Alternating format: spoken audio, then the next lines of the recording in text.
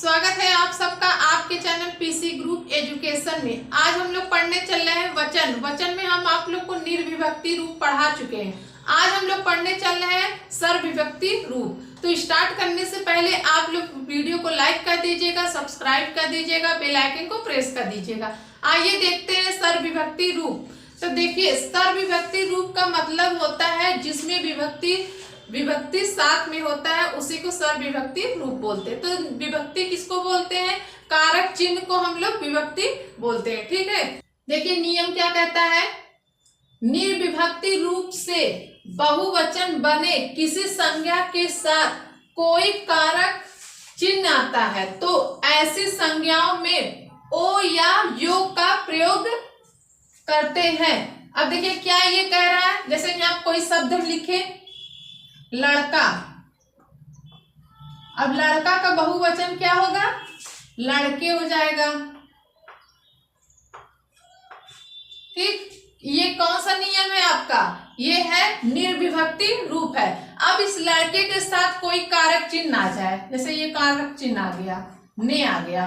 ठीक है, अब इसका बहुवचन हम लोग बनाएंगे तो क्या बनेगा? लड़को क्या बनेगा? लड़को बनेगा, लड़को ने। अब देखिए ये क्या है, लड़का से लड़के हो गया तो ये बहुवचन हो गया, तो इसके साथ कारक चिन्ह आ गया। तो जिसके साथ कारक चिन्ह आ जाता उसका इसका बहुवचन क्या बन जाता है? लड़को हो जाता है। ठीक है, तो ये लड़को कब होगा? जब किसी आपका शब्द कैसा हो, देखिए यहाँ पे लिखा है ओ या यो। तो देख, तो ये किसके साथ आते हैं? किस शब्द के साथ आते हैं? ओ देखिए किसके साथ आते हैं? आपका शब्द कैसा हो? आकारांत हो, आकारांत, आकारांत, बड़ा छोटा आकारांत। ठीक, और उकारांत और बड़ा वाला उकारांत। ये आपका शब्द कैसा हो? आकारांत, आकारांत, उकारांत, उकारांत। ये आपका शब्द हो तो उसमें क्या लगेंगे? ओ लगेगा। ठीक है, अब देखिए यो कब लगेगा? ये किसके साथ लगता है? ये आपका शब्द कैसा हो? ईकारांत और ईकारांत। ठीक, आपका शब्द कैसा हो? ईकारांत और बड़ी वाला ईकारांत, तो वो किस में लगेगा? यो में लगेगा। ठीक, उसका उसमें ये यो लग जाएगा। और ये ओ किस में लगता है? आकारांत, आकारांत, उकारांत, उकारांत। ठीक, अब देखिए इतना आप लोग को समझ में आया। अब चलिए हम लोग उदाहरण से देखते हैं। जो लड़का रहेगा, लड़का क्या हो जाएगा? बहुवचन लड़के हो जाएगा। तो ये लड़के कब बनता है? जब आपका शब्द कैसा हो? आकारांत हो। ठीक, बड़ा वाला आ हो, आकारांत। ठीक, तो वो जो उसमें बदल जाए, किस में बदल जाता है? एक ही मात्रा में बदल जाता है, तो ये क्या हो जाएगा? लड़के हो जाएगा। अब देखिए ये निर्विभक्ति है, निर्विभक्ति में कारक चिन्ह नहीं होते हैं। ठीक, अब देखिए सर्वविभक्ति में क्या होते हैं? सर्वविभक्ति में अगर इसी के साथ ये लड़के है तो इसी के साथ क्या हो जाए? ने हो जाए। ठीक, अब ने हो जाए तो ने के साथ तब जब आपका सर्वविभक्ति रहेगा तो उसमें क्या हो जाता है? लड़को हो जाता है। क्या हो जाता है? लड़को ने हो जाता है। तो जहां पे यहाँ पे देखिए लड़के हो जाएगा, तो जब यहाँ पे सर्वविभक्ति हम लोग बनाएंगे तो वहां पे कारक चिन्ह आ जाएंगे, तो उसमें क्या ये जो शब्द है आपका संज्ञा है तो ये किस में बदल जाएगा? लड़कों में बदल जाएगा। ठीक है, अब देखिए इधर है भक्त। भक्त क्या है? एक वचन है। छोटा आ वाला रहेगा आकारांत, वो किसमें? वो जैसे के तैसा रहेगा। वो जैसे इसमें एक वचन में रहेगा तो वो उस तरह बहुवचन में भी रहेगा। ठीक, अब इसी भक्त के साथ अगर कोई कारक चिन्ह आ जाए, जैसे यहाँ पे को कारक चिन्ह आ गया है, तो ये किस में बदल जाएगा? भक्तों में बदल जाएगा।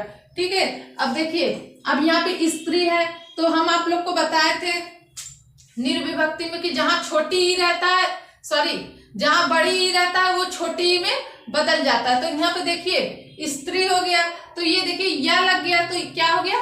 स्त्रियां हो गया। ठीक है, अब देखिए इसके साथ कोई कारक चिन्ह आ जाए, तो जिसके साथ कारक चिन्ह आ जाता है वो किस में बदल गया?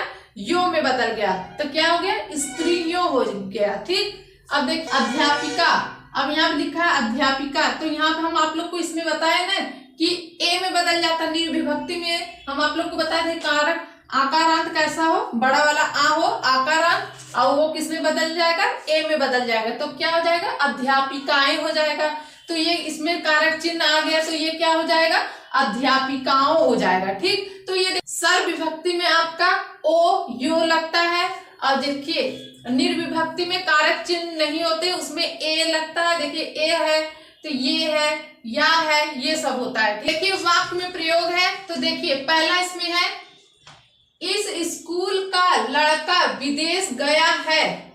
अब इसमें क्या करना है, ये देखिए क्या है, लड़का क्या है, एक वचन है। ये आपका पूरा जो वाक्य है ये क्या है, एक वचन है। तो इसका आप लोग को बहुवचन बनाना है, तो ये लड़का, इसका आपको बहुवचन बनाना है। तो ये वाक्य को कैसे, इस वाक्य को आप लोग कैसे बहुवचन बनाएंगे, तो देखिए ये लड़का, ये आपके क्या है, निर्विभक्ति रूप है। तो आप लोग को हम बताए थे, तो निर्विभक्ति रूप में जहां बड़ा वाला आकारांत रहता है वो किस में बदल जाता है, ए में बदल जाता है, लड़के हो जाएगा। ठीक है, तो यहाँ पे क्या हो जाएगा, इस वाक्य कैसे इसको बहुवचन बनाएंगे, इस स्कूल के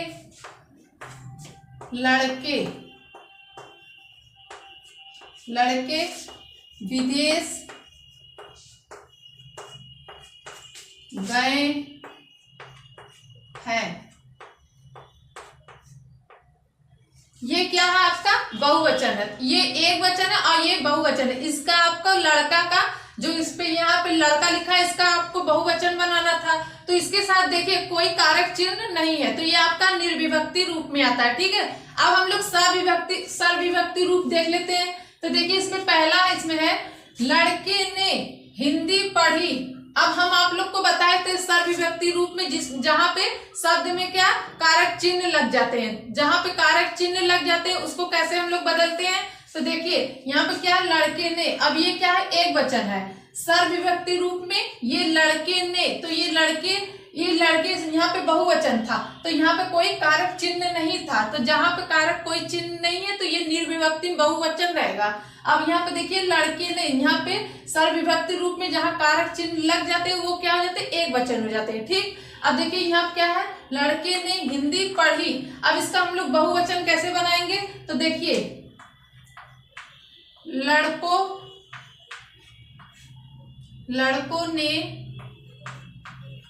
हिंदी